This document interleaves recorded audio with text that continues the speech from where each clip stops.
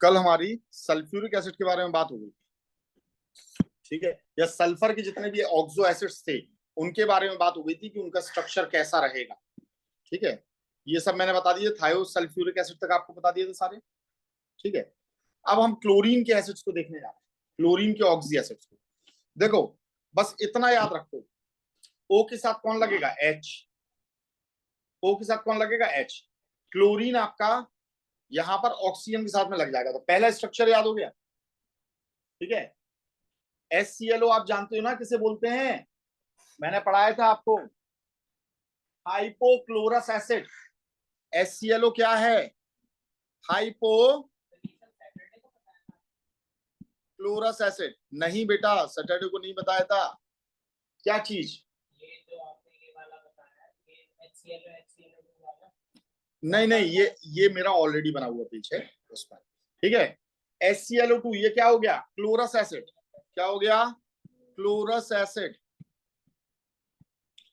HClO3 क्या हो गया?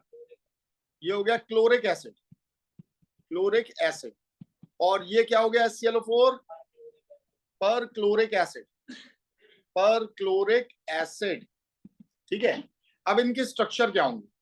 आपने पहला स्ट्रक्चर याद कर लिया, ये वाला पहला स्ट्रक्चर आपने याद कर लिया। अब जितने भी ऑक्सीजन, सिर्फ ऑक्सीजन बढ़ाना है आपको, तो ऑक्सीजन जितने भी है वो सब आप किसके साथ लगाते जाओगे? क्लोरीन के साथ लगाते जाओगे।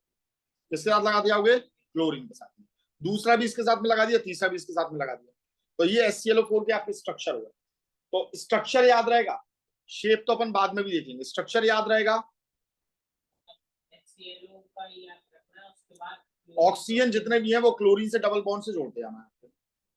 खत्म हो गई बात, इतनी जरा सी बात है। ठीक है, चलिए अब यहाँ आते हैं। हाँ,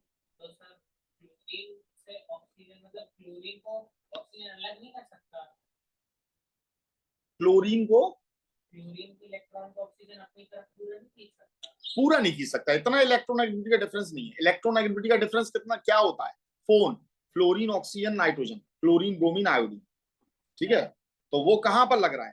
ऑक्सीजन के बाद नाइट्रोजन, नाइट्रोजन के बाद क्लोरीन है, तो इलेक्ट्रोनेगेटिविटी का डिफरेंस ज्यादा नहीं है, इसलिए वो इलेक्ट्रॉन को पूरी तरीके से नहीं खींच सकता। हाँ, ठीक है, चलिए अब देखने जा रहे हैं valence shell electron pair repulsion theory.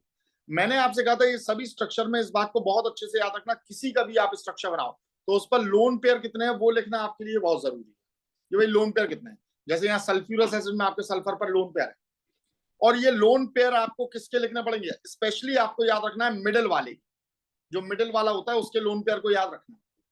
ठीक है, अब देखिए, ये एक थ्योरी है जिसे हम बोलते हैं valence shell electron pair repulsion theory, VSEPR theory. इसमें एक्चुअल में जो बैलेंस शेल है, बैलेंस शेल का मतलब होता है जो आउटर मोस्ट ऑर्बिट होती है, आउटर मोस्ट को हम कहते हैं बैलेंस। तो बैलेंस शेल या बैलेंस ऑर्बिट यानी आउटर मोस्ट ऑर्बिट। तो आउटर मोस्ट ऑर्बिट में जो इलेक्ट्रॉन के पेयर्स हैं, और पेयर्स दो टाइप के होते हैं, एक होता है लोन पेयर और एक होता है बॉन्ड पेयर। और वो आप लोग जानते हैं लोन पेयर बॉन्ड पेयर क्या होता है, ये मैं पहले ही एक्सप्लेन कर चुका हूं। तो इनके जो पेयर्स हैं वो पेयर्स आपस में एक दूसरे पर रिपल्शन डालते हैं। ठीक है, मैंने आपको बताया था इलेक्ट्रॉन हमेशा पेयर में रहते हैं। कैसे रहते हैं? पेयर में रहते हैं। इलेक्ट्रॉन पेयर में रहते हैं तभी स्टेबिलिटी आती है। ठीक है, ऑक्टेट इतना जरूरी नहीं है, क्योंकि हमने देखा मैक्सिमम कंपाउंड ने ऑक्टेट रूल को तोड़ दिया। ऑक्टेट से कम था तो भी स्टेबल था, ऑक्टेट से ज्यादा था तो भी स्टेबल था। ठीक है, उन्होंने ऑक्टेट रूल को फॉलो नहीं किया, स्ट्रिक्टली फॉलो नहीं किया।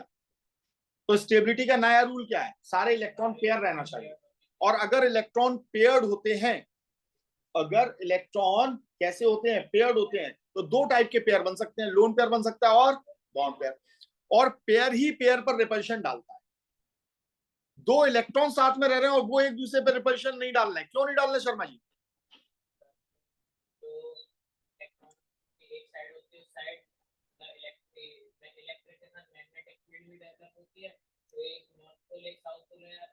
Very good.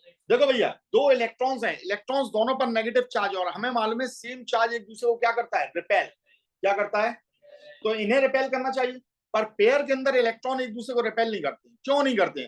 क्योंकि आपको ये मालूम है इलेक्ट्रोमैग्नेटिक थ्योरी वो ये बताती है कि अगर एक चार्ज पार्टिकल चल रहा है, एक चार्ज पार्टिकल चल रहा है, तो अगर वह चल रहा है, ठीक है ना, तो उसके अंदर इलेक्ट्रिक फील्ड भी होगी, मैग्नेटिक फील्ड भी होगी, और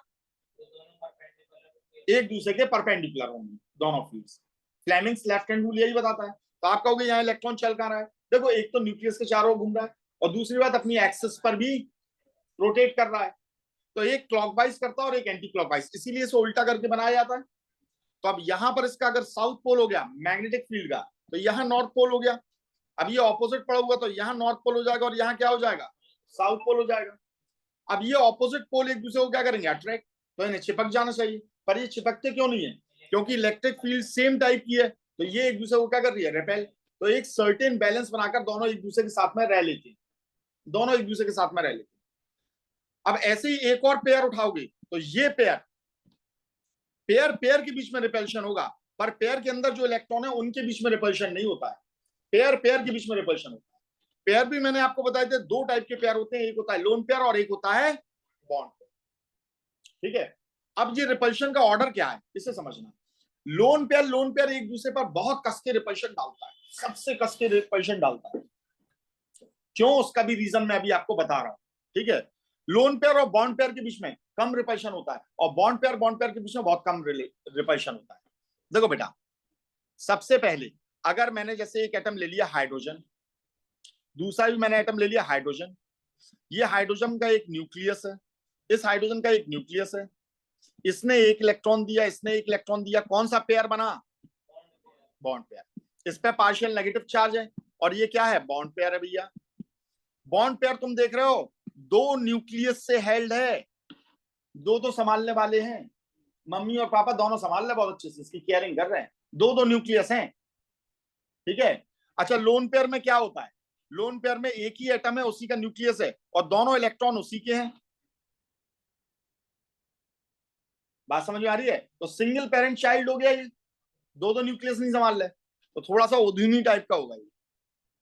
कौन? Lone pair. लोन पेयर थोड़ा उद्यमी होगा।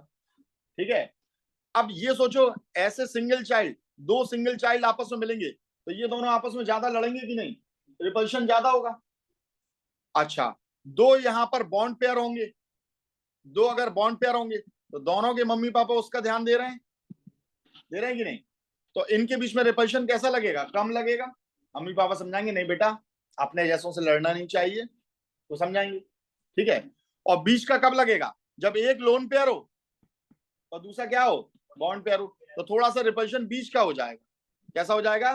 बीच का हो जाएगा। बात समझ आ रही है? तो यहाँ बीच का रिपल्शन हो जाएगा। तो सबसे ज्यादा रिपल्शन कहाँ लगता है?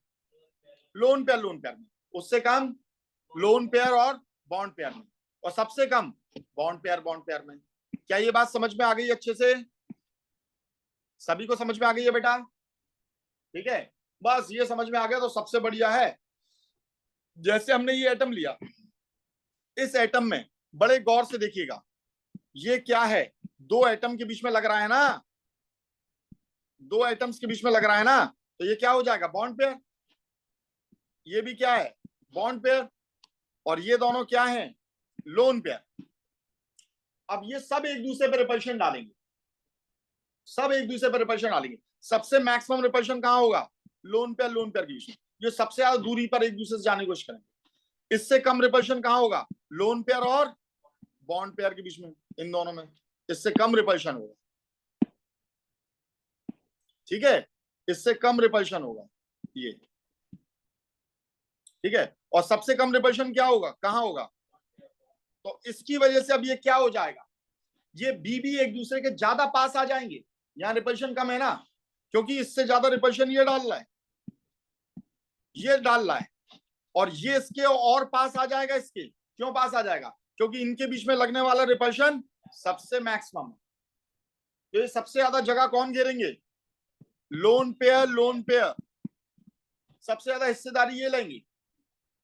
ठीक है, इसकी वजह से यहां की ओर धक्का लगेगा, और जब यहां की ओर धक्का लगेगा, समझना, यहां की ओर धक्का लगेगा, तो ये सबसे पास में आ जाएंगे कि नहीं? ये सबसे पास में आ जाएंगे। तो देखो, यहां दो एटम होने के बाद भी ये सीधा ना होकर थोड़ा सा झुका हुआ रहेगा।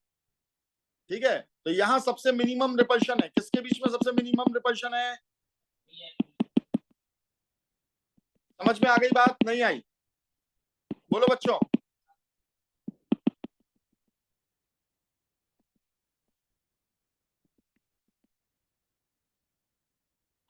ठीक है, कोई प्रॉब्लम इसमें? चलो अच्छी बात है। अब बस इससे ही शेप हमारे सारे डिसाइड होंगे, सारे जो शेप्स वगैरह रहेंगे वो सब इसी से डिसाइड होंगे। अब सबसे पहले हम शेप्स उन मॉलिक्यूल्स के देखने जा रहे हैं जिनमें लोन पेयर नहीं होता है, मॉलिक्यूल्स विदाउट लोन पेयर। अभी मैं लोन पेयर की आपकी ये तकलीफ ही हटा दे रहा हूं। सबसे पहले अगर इन्हें गौर से समझ लिया फिर लोन पेयर वाले मॉलिक्यूल को समझिए। ठीक है, ये परफेक्ट शेप वाले मॉलिक्यूल होते हैं। अभी समझ में आएगा कैसे। अब सपोज करो दो एटम है और दोनों के बीच में क्या नहीं है? लोन पेयर है ही नहीं, सिर्फ बॉन्ड पेयर है। तो दोनों एक दूसरे पर रिपल्शन डालेंगे और मैक्सिमम रिपल्शन कितना होगा कि वो दोनों एक दूसरे से 180 डिग्री पर लग जाए। अब दो ही तो एटम है, दो ही एटम है, दोनों ही एक दूसरे पर रिपल्शन डालेंगे और जब वो एक दूसरे पर रिपल्शन डालेंगे तो मैक्सिमम रिपल्शन से क्या हो सकता है? भाई देखो, ये तुम खड़े हो, ये हम खड़े हैं, दोनों में लड़ाई हो गई। लड़ाई हो गई तो क्या होगा? तुम मुंह इस तरफ कर लो, हम मुंह इस तरफ कर लें। रिपल्शन मतलब लड़ाई। तो मैक्सिमम क्या होगा? हम एक दूसरे से मैक्सिमम कितनी दूरी पर अपना मुंह कर सकते हैं? 180 डिग्री। तो 180 डिग्री पर भैया एक दूसरे से ये अलग हो गए, तो शेप कैसा बना? लीनियर। भाई तुम उस तरफ मुंह करके खड़े हो जाए, हम इस तरफ मुंह करके खड़े हो जाए, मैक्सिमम यही हो सकता है। इससे कम करोगे तो एक दूसरे की ओर देख रहे हो, तो ये लड़ाई थोड़ी ना होगी। ठीक है, अब तीन लोग हैं तो तीन में भी यही हो जाएगा, दो एक दूसरे के ऑपोजिट हो जाए और एक बीच में रहे। रिपल्शन तो दो बॉन्ड पेयर का हो रहा है ना, एक बॉन्ड पेयर ये और एक बॉन्ड पेयर ये, तो 180 डिग्री लग गया। तो देखो, बिना लोन पेयर के दो एटम हो तो भी लीनियर होता है, और तीन एटम हो बिना लोन पेयर के, तीन एटम है तो बीच वाले से दोनों ही क्या करेंगे? 180 डिग्री का एंगल बना लेंगे। अब चार लोग हैं तो बीच में कोई ना कोई तो एक रहता ही रहता है कि नहीं? ठीक है, अब उन्हें एक दूसरे से दूरी बनानी है तो वो कितना बनाएंगे एंगल? तो सर्किल आप जानते हो कितने डिग्री का होता है? 360। कितने का होता है? 360 का होता है। और 360 को तीन पार्ट में डिवाइड करो, तीन पार्ट में डिवाइड किया तो 120, तो सब एक दूसरे से 120 डिग्री का एंगल ले लेंगे। अरे सर्किल मान लो एक जमीन है, अब तीन बेटे आए, एक पिताजी है, पिताजी बीच में खड़े, अकेले मालिक ये थे इस जमीन के, है ना। अब तीन लड़के आए, तीनों को बराबर हिस्सा देना है, तो कितना हो जाएगा? 360 को तीन से डिवाइड कर दो तो 120 डिग्री। और 120 डिग्री का शेप कैसा होता? तो तुम आप पंखा देख लो, जो फैन है, फैन में जो एरिया है वो पूरा सर्किल है ना। और से देखो हमने तीन हिस्से में बांटा तो क्या बना? 120 डिग्री के एंगल पे लगे हुए हैं ये हो गया 120। और 120 पे जब लगते हैं तो आपको यहां पर दिखाई दे रहा है इसका ये ट्राइगोनल प्लेनर मॉलिक्यूल बन रहा है। क्या बन रहा है? एक ही प्लेन में, तीनों एक ही प्लेन में तो हैं पंखुड़ियां। जब एक ही प्लेन में है तो यहां पर क्या बन रहा है? पहली बात तो ट्राइगोनल बन रहा है और दूसरा वो प्लेन में बन रहा है, ट्राइगोनल। ठीक है, ट्राइगोनल प्लेनर का फॉर्मेशन हो रहा है और एंगल कितना बन रहा है? 120 डिग्री। सिंपल है। अब हमने मॉलिक्यूल लिया AB4, ए सेंटर वाला है और जितने भी हम बी लगा रहे हैं वो सब पेरिफेरल है। कैसे हैं? पेरिफेरल है। और पेरिफेरल मतलब पेरीफेरी, पेरीफेरी मतलब किनारे वाला, तो बी आपके पेरिफेरल। अब अगर हमने इसे चार ले लिया, कितना ले लिया? चार ले लिया, और चार में अगर हम स्पेस को बांटेंगे तो कितना बनेगा? अगर चार को लोगे और स्पेस में बांटोगे तो 90 आना चाहिए ना, 90 आना चाहिए। 90 नहीं आएगा, लेकिन अब एक्चुअल में हम क्या कर रहे हैं, एक मिनट बच्चों होल्ड करना।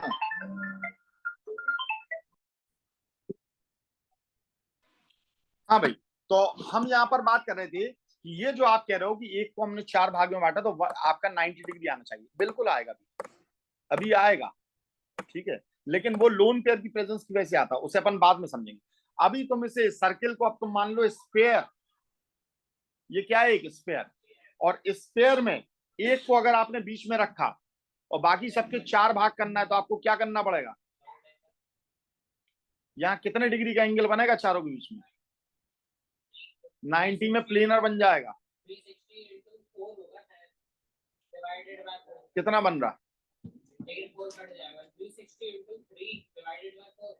हाँ तो कितना बना, 360 का आधा कितना होता, 300, हाँ 180, 180 का आधा कितना होता, 90 बन रहा है, 109 डिग्री 28 मिनट का बनेगा। अब वो कैसे बनेगा देखो, अभी वाली मैं आपको समझा रहा हूँ, अभी वाली मैं आपको समझा रहा हूँ। अब एक काम करो, जरा 4 पेन दो मुझे, देखो ऐसे बनेगा, ये तुम्हें दिखाई दे रहा है, ये दिखाई दे रहा है बोर्ड में, ऐसे बनेगा, तो आप कहोगे ऐसे में ही तो 90 डिग्री आ रहा, ऐसे में आप ये क्या कहोगे, कितना आ रहा, 90 डिग्री आ रहा, 90 डिग्री तो आ रहा भाई, नहीं आई समझ, अरे भैया यहाँ देखो यार मालिक, यहाँ देखो, फिर हम दोबारा नहीं समझाएंगे इसे, भाई ये ऐसे ही तो बन रहा, और ऐसे में ये एंगल कितना आ रहा, 90 आ रहा, पर 90 इसलिए आ रहा है क्योंकि आप इसे किस में देख रहे हो, एक प्लेन में देख रहे हो। जब आप स्पेयर में देखोगे तो मालूम है क्या होगा, आप दो पेन को एक दूसरे के साथ में ऐसे जोड़ लो, एंड टू एंड, दो पेन आपने ऐसे जोड़ लिए, और ये किसके प्लेन में है, ये है इस बोर्ड के प्लेन में, ठीक है, जो आपको स्क्रीन दिखाई दे रही है उसके प्लेन में, दो पेन को और जोड़ो बिल्कुल ऐसे ही, ये जोड़े, पर अब इसे आपको मालूम है कैसे रखना है, कि ये एक स्क्रीन के बाहर आ जाए और एक स्क्रीन के कहा चला जाए, यानी ये टीवी से देखो बाहर निकलता हुआ ये वाला डार्क वाला, और ये टीवी के अंदर जाता हुआ, ऐसे इमेजिन कर लो, कर लिया इमेजिन। अब देखो यहाँ पर ये रख दिया हमने ऐसे, अब ये स्पेयर के क्या हो गए, यहाँ ये स्पेयर के 4 पार्ट होगा, इक्वल पार्ट, और यहाँ जो एंगल आएगा उससे हम क्या बोलेंगे, तो तुम देख रहे हो, अगर मैंने सिर्फ इसे ऐसे रख दिया, अगर मैं इस वाले को उठाकर इसी के प्लेन में रख देता, ये ऐसे प्लेन में रख देता, तो ये स्क्वायर प्लेनर हो जाता, फिर वो ये वाला बन जाता 90 डिग्री, पर अगर मैं इसे उठाकर इसे घुमा दूं इसके 90 डिग्री पर कर दूं इसे घुमाकर, ठीक है, तो अब क्या बनेगा, अब बनेगा टेट्राहेड्रल शेप, इसे कहते हैं हम टेट्राहेड्रल शेप। और यही टेट्राहेड्रल को, इसी टेट्राहेड्रल को देखो स्क्वायर प्लेनर करना हो तो बस कुछ नहीं करना, तुम्हें इसे ऐसे और ऐसे ऐसे घुमा देना है, नहीं आई समझ, 90 डिग्री पर, और वहां पर एक ही प्लेन यूज हो रहा है, मतलब 2 डायमेंशन में बात हो रही है, और यहाँ ये 3 डायमेंशन में क्या बन गया, टेट्राहेड्रल बन गया। यहाँ एंगल 109 डिग्री 28 मिनट का आ रहा है, बेटा मैं यहाँ एंगल की बात कर रहा हूँ, लेंथ तुम चाहे इतनी कर ले जाओ, एंगल 109 डिग्री का है, और इस एंगल से क्या बन गया, टेट्राहेड्रल शेप, क्या बन गया। अब दो लाइनें एक दूसरे के पैरेलल हैं, अब तुम लंबी ले जाओगे तो क्या ये पैरेलल ना होगा, हॉरिजॉन्टल हो जाएंगे, लेंथ से कोई मतलब नहीं होता, समझ में आ गई बात, नहीं आई, तो इस शेप को हम क्या बोलते हैं, टेट्राहेड्रल बोलते हैं, और यहाँ एंगल कितना आता है, 109 डिग्री 28 मिनट का आता है, निकलती है ना, करके देख लो, ठीक है, 109 डिग्री 28 मिनट का एंगल है, कोई प्रॉब्लम इसमें, और ये टेट्राहेड्रल बनेगा, क्या बनेगा, तो देखो जितने भी CH4 ये मॉलिक्यूल हो गया, या CCl4 कार्बन टेट्राक्लोराइड हो गया, ये सब इसके एग्जाम्पल, कार्बन पर 4 इलेक्ट्रॉन है, चारों से 4 हाइड्रोजन या 4 क्लोरीन के साथ लग गया एक एक से, और इस कार्बन के ऊपर कोई भी लोन पेयर नहीं है, बीच वाले पर कोई भी लोन पेयर नहीं होना चाहिए जो बीच में लग रहा है, क्योंकि हम लोग क्या सीख रहे हैं, हम लोग ये सीख रहे हैं shapes of molecule without lone pair.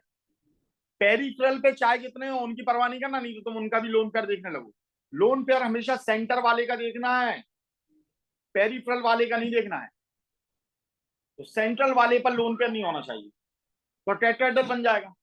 अब अगर AB5 मॉलिक्यूल होगा तो कैसा शेप आएगा, तो देखो यहां से टेट्राहेड्रल की बात से अब आपको एक ट्रिक चालू करनी है, वो ट्रिक क्या है, ऐसे एक सर्किल बनाना, ये एक सर्किल बनाना इस टाइप का, बिल्कुल गोल नहीं, एक्चुअल में ये सर्किल है, लेकिन ये टीवी से अंदर और टीवी से बाहर की ओर का सर्किल है, एक प्लेन में है। किसमें है? एक प्लेन में। बात समझ आई है? नहीं आई? अब इस सर्किल के ऊपर देखो, सेंट्रल वाले को तो बीच में रखना, इस सर्किल के ऊपर एक लगा देना और एक सर्किल के नीचे लगा देना एक। ये प्लेन से ऊपर और प्लेन के नीचे हो गया कि नहीं हो गया? इस पर 2 बी रख देना, ये रख दिए। अब कितने बी बचे? 3, क्योंकि मॉलिक्यूल कौन सा था? AB5, 3 बचे ना, तो बस इन 3 को इसी में जगह देनी है। और जब 3 को इस सर्किल में जगह दोगे तो बीच वाले का शेप क्या आया? Trigonal planar. बीच वाले का क्या आया? बीच वाले का आया, पूरे मॉलिक्यूल का नहीं आया। अब देखो जरा,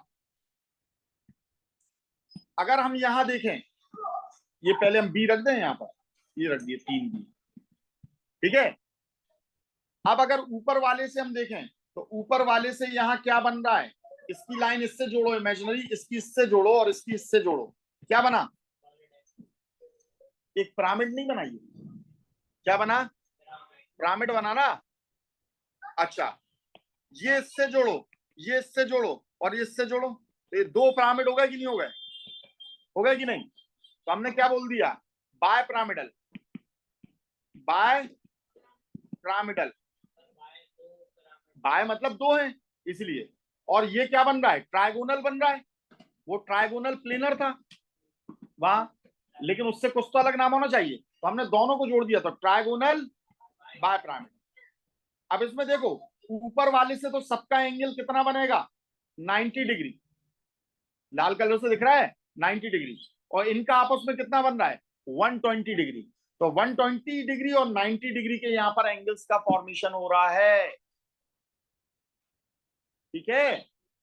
और नाम क्या है? ट्रायगोनल बाय पिरामिडल, ये शेप का नाम है। तो AB5 विदाउट लोन पेयर हमेशा क्या बनाएगा? Trigonal bye pyramidal. AB6 हो जाएगा तो क्या करोगे? फिर से वही सर्किल बनाया, एक ऊपर लगाया, एक नीचे लगाया, बीच में सेंटर वाले को रखा। अब आपके पास कितने बचे? 4।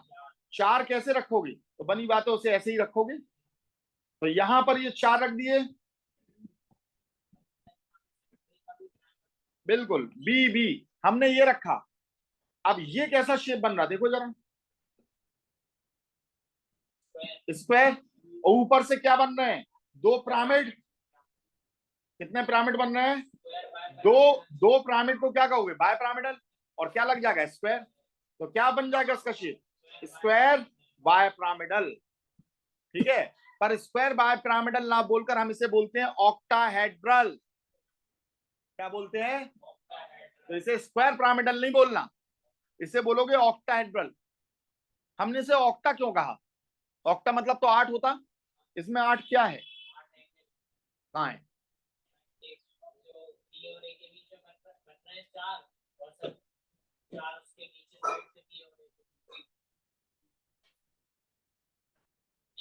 तो फिर नीचे से भी तो बनेंगे 4, तो 12 हो गया ना। तो फिर नहीं, इस वजह से नहीं कहा जाता। देखो, इसे ऑक्टाहेड्रल क्यों कहा जाता है, समझना यहां पर।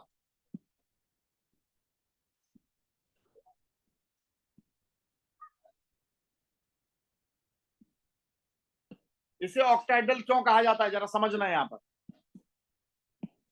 सबसे पहले तो हम इसका ये बना दें, पिरामिड बना दे रहे हैं और सिर्फ ऊपर का पिरामिड बना रहे हैं। देखो बेटा, अगर इधर से फिसल पट्टी बनाए तो एक फिसल पट्टी ये बनी है, समझ रहे हो? ठीक है। स्लाइड, यहां एक स्लाइड ये बनी है, यानी ये इसका एक फेज है। दूसरा फेज ये बगल वाला हो जाएगा इसका, तीसरा फेज ये वाला हो जाएगा, और चौथा फेज कहां रहेगा? पीछे। और ऐसे ही 4 नीचे हो जाएंगे। टोटल कितने फेसेस हो गए? 8 फेसेस हो गए। इसलिए हम इसे क्या कहते हैं? ऑक्टाहेड्रल। इसलिए हम इसे क्या कहते हैं? ऑक्टाहेड्रल कहते हैं। Is it clear? ठीक।